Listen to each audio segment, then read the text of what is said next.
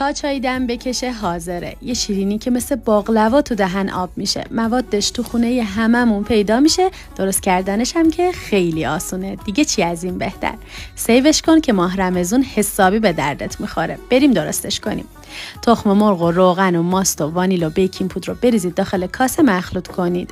بعد آرد و طی 2 مرحله رو مواد الک کنید و خمیرتون رو جمع بکنید. احتیاجی هم به ورز نداره این خمیر. یه خمیر نرم و لطیف به ما میده که به دست تمیز هم نمیچسبه. شیرینیاتون رو هم میتونید بذارید داخل این قالبا و هم میتونید تو دستتون گرد کنید. من دفعه بعدی حتما گردش میکنم چون به نظرم خوشگل‌ترم میشه. بچینید داخل سینی فرو بره داخل فر. مواد شهدش هم توی کپشن نوشتم. یه قل که زد زیرشو خاموش کنید. شیرینی‌ها که از فر در اومد شهدم بریزید روشونو و دیگه تمام. خیلی خوشمزه است. حتما امتحانش کن. هزینه این آموزش هم فقط یه قلب قرمزه. یادت نره قلب سفیدمون رو قرمزش کنیم.